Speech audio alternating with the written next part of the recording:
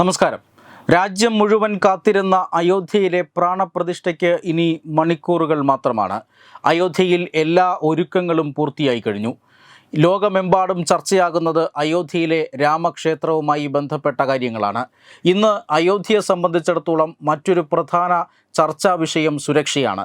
കഴിഞ്ഞ 2-3 ദിവസമായി ഞങ്ങളടക്കമുള്ള മാധ്യമപ്രവർത്തകർ അയോധ്യയിലെ ശ്രീരാമക്ഷേത്രവുമായി ബന്ധപ്പെട്ട അല്ലെങ്കിൽ അയോധ്യ ശ്രീരാമക്ഷേത്രത്തിൽ നടക്കുന്ന പ്രാണപ്രതിഷ്ഠയുമായി ബന്ധപ്പെട്ട സുരക്ഷാ ക്രമീകരണങ്ങൾ റിപ്പോർട്ട് ചെയ്യുന്നുണ്ട്.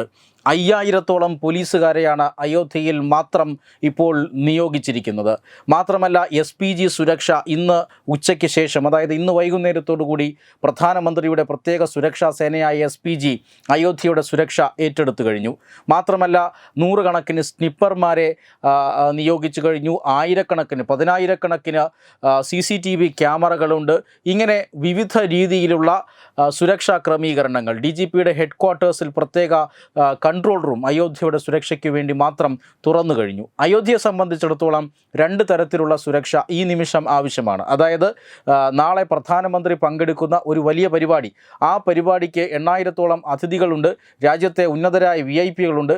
ആ പരിപാടിക്ക് ഒരു സുരക്ഷ നൽകുക. അതിനുശേഷം ഇതൊരു വിവാദ വിഷയത്തിന് ശേഷം, വലിയ തർക്കങ്ങൾക്ക് ശേഷമുണ്ടായ ഒരു ക്ഷേത്രമായതുകൊണ്ട് തന്നെ ഇനി അങ്ങോട്ട് സ്ഥിരമായി അയോധ്യയ്ക്ക് ഒരു സുരക്ഷാ സംവിധാനവും ഒരുക്കേണ്ടതുണ്ട്. ഈ 2 രീതിയിലുള്ള സുരക്ഷയാണ് അയോധ്യയിലുള്ളത്. എന്തായാലും ഇന്ന് അയോധ്യയുടെ സുരക്ഷയെ സംബന്ധിച്ചിട്ടുള്ള മറ്റൊരു കൗതുകകരമായ, മറ്റൊരു പ്രധാനപ്പെട്ട ഒരു വാർത്ത കൂടി പുറത്തു വരികയാണ്. ആ വാർത്ത നേരിട്ട് വരുന്ന വാർത്തയല്ല, പക്ഷേ ഇന്ന് ISRO പുറത്തുവിട്ട ചില ചിത്രങ്ങളാണ്. ISRO ചില ഉപഗ്രഹ ചിത്രങ്ങളാണ് പുറത്തുവിട്ടിരിക്കുന്നത്. അയോധ്യ ക്ഷേത്രവുമായി ബന്ധപ്പെട്ട മുകളിൽ നിന്നുള്ള, അല്ലെങ്കിൽ അയോധ്യ ക്ഷേത്രത്തിൻ്റെ ബഹിരാകാശത്ത് നിന്നുള്ള ചിത്രങ്ങൾ ISRO പുറത്തുവിട്ടിരിക്കുന്നു. ISROയുടെ തദ്ദേശീയമായി നിർമ്മിച്ച ചില റിമോട്ട് സെൻസിങ് സാറ്റലൈറ്റുകൾ ഉപയോഗിച്ചുകൊണ്ടാണ് ഈ ചിത്രങ്ങൾ ISRO ശേഖരിച്ചിരിക്കുന്നത്. അതിനുശേഷം ISRO ഈ ചിത്രങ്ങൾ പുറത്തുവിട്ടിട്ടുണ്ട്. ഈ ചിത്രം പറയുന്നത് വളരെ പ്രധാനപ്പെട്ട ഒരു കാര്യമാണ്. അതായത് അയോധ്യയുടെ സുരക്ഷയ്ക്ക് ഉപയോഗിക്കപ്പെടുന്നത് സേനാബലം മാത്രമല്ല, ബഹിരാകാശത്തുള്ള ഉപഗ്രഹങ്ങൾ കൂടിയാണ് എന്നതിൻ്റെ സൂചനയാണ് ഈ ചിത്രം. അതായത് 50-ലധികം ഉപഗ്രഹങ്ങൾ ഇന്ത്യയുടെ ബഹിരാകാശത്തുണ്ട്.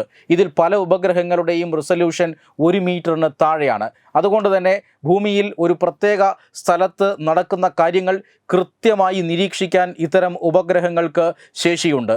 ആ ഉപഗ്രഹങ്ങൾ അയോധ്യയുടെ സുരക്ഷയ്ക്ക് ഉപയോഗിക്കപ്പെടുന്നു എന്ന് തന്നെയാണ് ഇപ്പോൾ ഈ ISRO പുറത്തുവിട്ട ചിത്രങ്ങൾ പറയുന്നത്.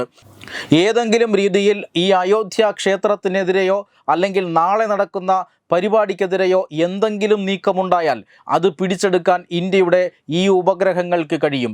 50-ലധികം ഉപഗ്രഹങ്ങൾ ഇന്ത്യക്കുണ്ട്. അതിൽ ചില ഉപഗ്രഹങ്ങൾ അയോധ്യയുടെ സുരക്ഷയ്ക്ക് വേണ്ടി മാത്രം മാറ്റിവച്ചിരിക്കുന്നു എന്ന നിഗമനത്തിൽ പോലും എത്താനുള്ള സാധ്യതയാണ് ഈ ഉപഗ്രഹ ചിത്രങ്ങൾ നൽകുന്നത്.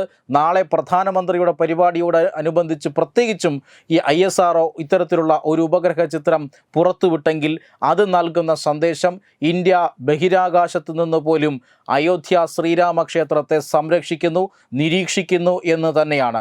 ആ ക്ഷേത്രത്തിനെതിരെയുള്ള യാതൊരു നീക്കങ്ങളും വിലപ്പോവാത്തത് ISROയുടെ ഈ ബഹിരാകാശ കണ്ണുകൾ കൊണ്ട് തന്നെയാണ്. നമുക്കറിയാം, കഴിഞ്ഞ ദിവസമാണ് 3 പേരെ അയോധ്യയിൽ നിന്നും കസ്റ്റഡിയിലെടുത്തിട്ടുള്ളത്. ഇതുമായി ബന്ധപ്പെട്ട വിശദാംശങ്ങൾ ഇപ്പോഴും ലഭ്യമല്ല. പക്ഷേ കഴിഞ്ഞ ദിവസം വന്ന റിപ്പോർട്ടുകൾ അനുസരിച്ച് ഈ 3 പേർക്കും ചില ഭീകര സംഘടനകളുമായി ബന്ധമുണ്ട്. പക്ഷേ ഇതൊക്കെ ഒരുപക്ഷെ പ്രധാനമന്ത്രിയുടെ ചടങ്ങിന് ശേഷമൊക്കെ വിശദമായ വിവരങ്ങൾ വന്നേക്കാം. പക്ഷേ എന്തോ ചില നീക്കങ്ങൾ അവിടെ ഉണ്ടായിട്ടുണ്ട് എന്ന് വ്യക്തമാണ്.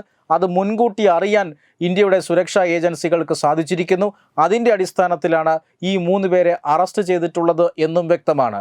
സേനാബലവും ആയുധബലവും അതുപോലെ തന്നെ രഹസ്യാന്വേഷണ വിഭാഗങ്ങളുടെ സുരക്ഷയും അതോടൊപ്പം ISROയുടെ ബഹിരാകാശത്ത് നിന്നുള്ള കണ്ണുകളും കൂടിയാകുമ്പോൾ അയോധ്യയെ ഇനിയാർക്കും ലക്ഷ്യം വയ്ക്കാനാവില്ല എന്ന് തന്നെയാണ് വിലയിരുത്തപ്പെടുന്നത്.